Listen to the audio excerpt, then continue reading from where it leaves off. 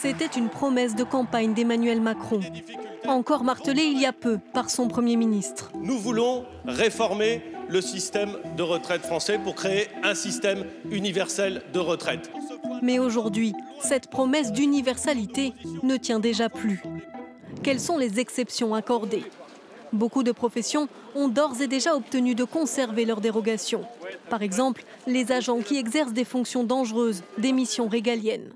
Certains policiers pourront toujours partir dès 52 ans ou 57 ans comme pour les pompiers. Même situation pour les routiers, ils conserveront sous condition leur congé de fin d'activité. Résultat, départ anticipé à 57 ans. Enfin, pour un métier comme contrôleur aérien, là aussi, possibilité de partir plus tôt.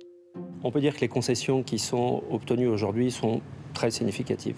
Avec les concessions qui ont été faites et les spécificités qui sont accordées à un certain nombre de professions et de régimes, on va vers plutôt un système quasi universel qui va garder des spécificités très fortes.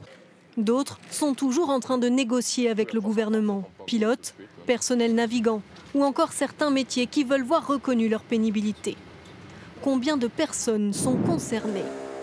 Rien que pour les missions régaliennes, plusieurs centaines de milliers. Sans compter d'autres exceptions comme les carrières longues.